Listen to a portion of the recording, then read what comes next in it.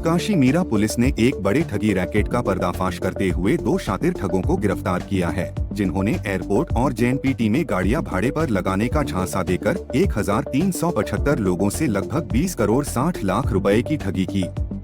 आरोपी लोगों को हर महीने 55,000 से 75,000 तक किराया मिलने का लालच देते थे और उनसे गाड़ियां अपनी कंपनी के नाम पर फाइनेंस करवाते या सीधे कैश लेते थे। पुलिस ने आरोपियों के कब्जे से इनोवा, ब्रेजा, थार, अर्टिगा जैसी 246 महंगी गाड़ियां जब्त की हैं, जिनकी कीमत करीब 25 करोड़ रुपए बताई गई है। कुछ पीड़ितों से क्रिप्टो करेंसी में निवेश कराने के नाम पर भी लाखों रुपए ठगे गए हैं। पुलिस अब इस बात की जांच कर रही है कि ठगी के पैसों और गाड़ियों का इस्तेमाल कैसे और कहां किया गया।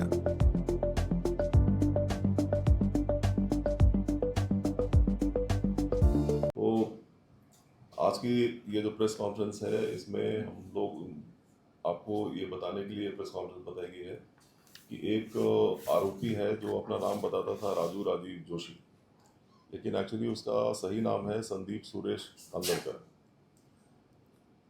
इस आरोपी के ऊपर में चीटिंग के पहले से भी बहुत सारे केसेस हैं। कुल मिलाकर बॉम्बे, न्यू बॉम्बे, एक गुजरात में भरूच, ऐसे कुछ जगहों पर मिला के 13 केसेस इसके ऊपर में चीटिंग के।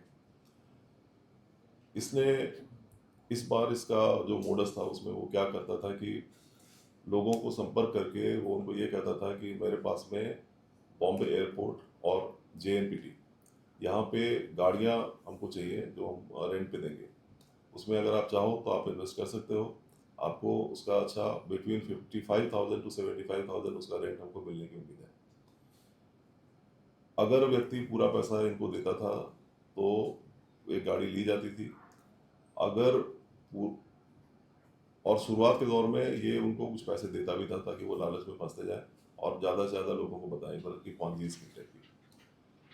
बाद में अगर कोई व्यक्ति पूरा पैसा नहीं देके कुछ पैसा देता था तो वो उनको फाइनेंस भी करवाता था और फिर गाड़ी उनके नाम पे एक ली जाती थी।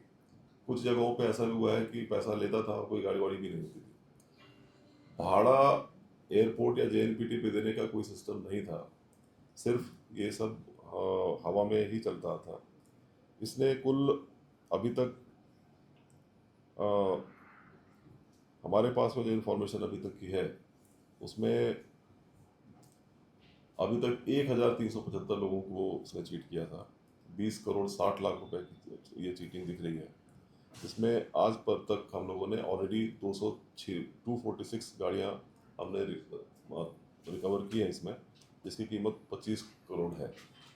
इसमें जो मुख्य आरोपी है उसके अलावा एक दूसरा भी आरोपी है जो उसका साथीदार था, उसका नाम है सचिन सुनील तेटपुरे, यह दापोली रत्नागिरी का रहने वाला है। इसमें और भी हम लोगों ने 7 लोगों को आइडेंटिफाई किया है, जिसको हम लोग अरेस्ट कुछ ही दिनों में करने वाले हैं। इसमें हम लोगों ने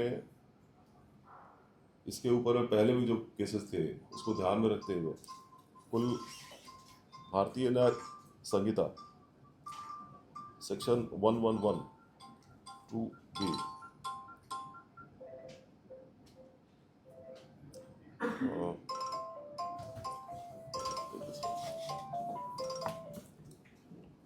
भी हमने लगाया है और ये बेसिकली यही इंफॉर्मेशन है।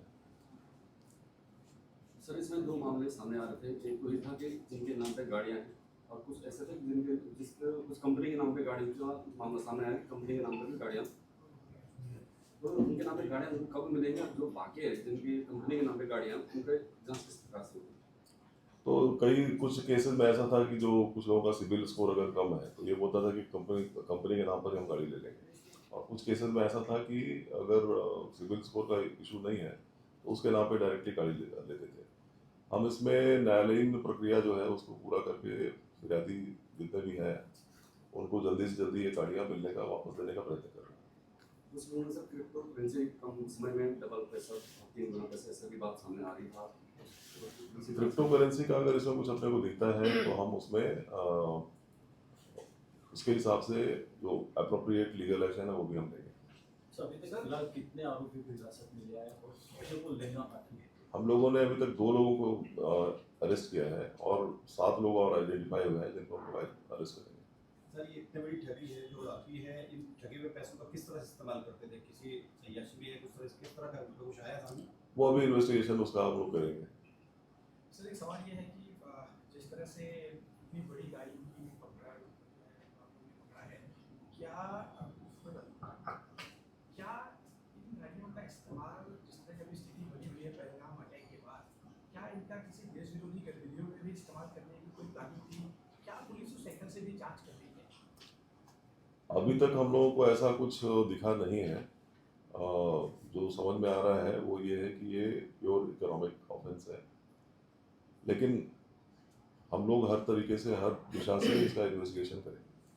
सर जैसे आपने कहा कि उसके ऊपर 13 मामले और दर्ज हैं और यहाँ पर केवल 1075 लोगों को उसने ठगा है, क्या ऐसा पाया गया कि और भी कहीं उन्होंने सिर्फ चालू किया था और लोगों को फंसाया है यहाँ से बाहर? तो आगे भी ऐसा ही वही है? हाँ, तो पहले तो 13 केसेस ऑलरेडी हैं, यस। और ऐसा कुछ कर रहा था या नहीं कर रहा था, all will be investigated. Sir आपने बताया कि 246 वाहन जब्त हुए, तो कुल वाहनों की संख्या कितनी है? बाकी के वाहन के कब जब्त हुए? तो अभी तक तो 246 का ही अपने को डाटा मिला है, मतलब लेकिन कुल वाहन इतने ही? फिलहाल तो स्थिति यही है आज के दिन में। इसमें बढ़ोतरी भी हो सकती है। अभी आप लोग को हम वहाँ लेके चलेंगे।